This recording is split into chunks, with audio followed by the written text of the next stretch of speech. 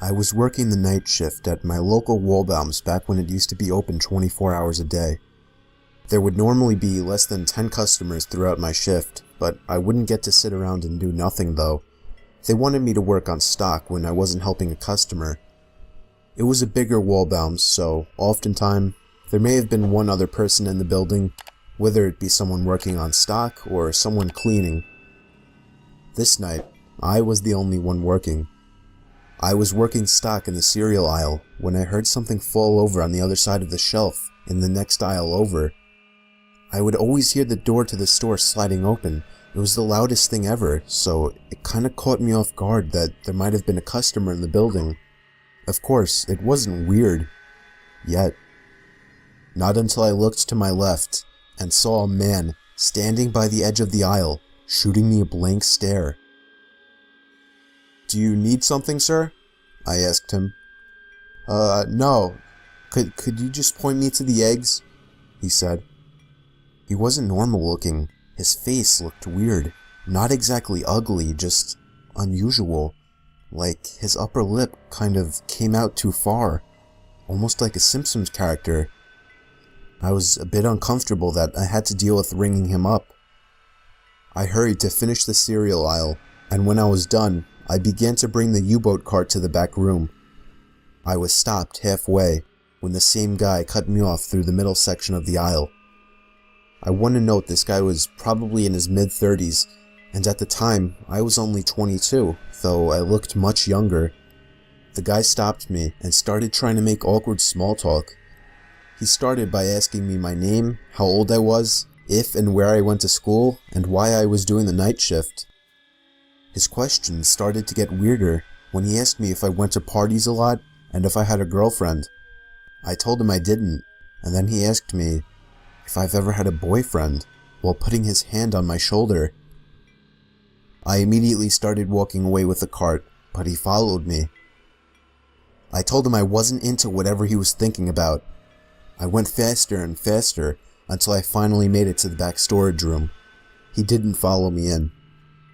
I wasn't supposed to stay back there for extended periods of time to avoid customer theft. I decided it would be best to just wait for him by the register so that he would ring his stuff up and leave. But I waited there for at least 20 minutes. He never came. I decided he was gone, and whether he stole the eggs and something else, there wasn't anything I could do now. I had to go to the bathroom, so I took a quick jog to the back of the store and into the employee bathroom. Moments after sitting on the toilet, my heart dropped into my stomach as I heard the bathroom door open. I choked the urge to say something like, "You can't be in here," but I didn't want to give away my position. I lifted my leg so that I wouldn't be visible from under the stall, and what happened next was simply horrifying. I sat there for the longest time, looking at the floor, not moving a muscle. When I finally looked up, I could see an eye peering through the crack of the stall door. I screamed. I knew I was trapped. I knew I had one shot at making a move. I grabbed the box cutter in my pocket and began sliding it through the crack of the door, forcing him to move his eye away. I took that chance to slam the stall door open in his face and hightail it out of the bathroom and all the way out of the store. I called my boss at least 5 times before he finally picked up and explained everything. He told me to call the cops, and so I did. Of course, the man wasn't in the store anymore by the time the cops showed up. I only did the night shift twice after that, and luckily didn't see the man again.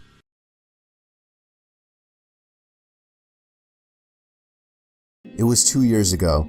I was called in to do the night shift 10 p.m. to 4 a.m. at 7-Eleven since somebody called out. The store was located on a busy road in a rather quiet and rural area. During the night shift, you could expect anywhere from 10 to 20 people come in to buy a beer or something else. This one particular night, there was this one guy, mid-20s, that came in. He started making weird noises, like loud yelling noises. I assumed he had some kind of mental disability. In fact, my brother has a mental disability, so I immediately felt sympathy for the guy. He walked up to the counter without any items, with his head facing me, but His eyes were looking up at the ceiling. I felt uncomfortable. I honestly didn't know how to deal with it. I tried speaking with him, but he only responded in loud noises. I kept checking if he was with someone outside, but he was alone. There weren't any cars in the parking lot, so I assumed he walked. He stood there for so long, looking up at the ceiling and making noises, that I tried to get him out by handing him a bag of chips and telling him he can go. I tried finding some kind of number to call for someone to help him. Then, out of nowhere, he finally turned around and walked out of the store. I felt so horrible for the man, but at the same time, I felt a bit creeped out. About an hour later, the phone on the counter rang. I picked up to hear the familiar yelling sounds of the man from earlier. It caught me off guard. I didn't know what to think, other than this has to be some kind of prank. I hung up on them and was now becoming paranoid of my surroundings, constantly checking the outside through the windows. Come 4 o'clock, the person working after me came in, finally allowing for me to go home. It wasn't my problem anymore. I got home and threw all my stuff on the table, ready to get to sleep. But my phone rang within a minute after entering the door. I felt a chill run down my spine. Why would someone be calling at 4 a.m.? I could only imagine it was bad news. I braced myself and picked up the phone to hear the man again. I felt sick to my stomach as I listened to the loud noises he made. I struggled to slam the phone to the receiver. All night I felt like I was being watched, even with all the blinds shut. And I could swear I heard strange noises coming from all over my house. I refused to get any sleep until the sun came up. Weeks passed and I had forgotten about the incident, until one day, when going into the basement for the first time in a while, I found that papers had been scattered all over the floor, and when I went into the basement closet, I found writing on the walls. 7-Eleven had been written in Sharpie on the wall, along with the address to the 7-Eleven I worked at and my house address. The most disturbing part, I also found various kitchen knives along with a large pocket knife sitting in the closet. What started out as seemingly just an innocent person turning into something of a prank ultimately turned into something much more horrifying. He had been living down there for God knows how long, and I'm just grateful that for whatever reason he changed his mind and left, because I haven't seen or heard from him since. All I can say is that man is dangerously ill.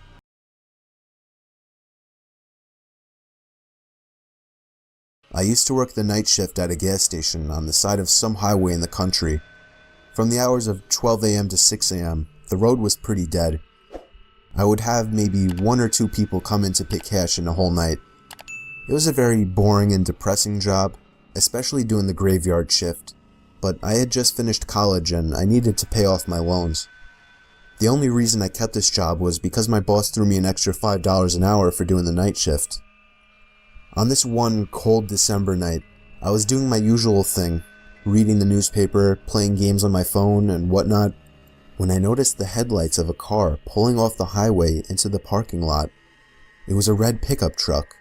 Somebody stepped out and shut the door. I went back to reading the paper as I saw that he was standing by the gas pump. I assumed he wasn't paying cash. I looked up a few moments later and saw that he was still standing in the same position, staring at the gas pump. I almost felt obligated to go out and help him. He was obviously confused. I felt a cold chill run up my spine as I saw the 6-foot-something tall man slowly turn his head to face me. I couldn't make out any features of his face, but I knew he was staring at me. I tried to pretend I didn't notice by going back to reading the paper. Of course, I wasn't really reading now. I was a bit shaken by the guy out there. I just wanted him to pay debit or credit and leave. I looked up and gasped as the man was now much closer to the front door of the building. It wouldn't have been so disturbing if it weren't for the fact that he wasn't moving. He was just standing still, as before, still looking in my direction. I walked over to the door to get a closer look. All I could see in his face was still blackness. I locked the door and flipped the open sign to closed on the door. I didn't care if this would possibly get me in trouble. I was not taking a chance because, quite frankly, I was scared shitless. I walked back behind the counter and sat down on one of the containers on the floor just so I couldn't see the man outside anymore. I stayed in that position for a good 5 minutes, texting every friend I have to see who was awake. I was desperate to tell somebody about this. When I finally got up to check that he was gone, I let out a full scream as the man was now right outside the door. I picked up the phone on the counter and called the police. The operator was reluctant to send somebody over because of the way I described the situation, but I persuaded them. I hid behind the counter, balled up like a child. I began to hear heavy thumps at the door, not innocent knocks to catch my attention. I mean thuds and thumps, trying to break down the door. And then eventually it finally stopped. I heard the sound of a car starting outside and then driving off. I looked outside and he was gone. A patrol cop along with a state trooper pulled into the parking lot. I reported the red pickup truck and told them which direction I thought he went in. I couldn't describe his face as all I saw was blackness. Of course, there wasn't much the police could do as the man didn't really do anything. I left that job a few months later to a job in the city.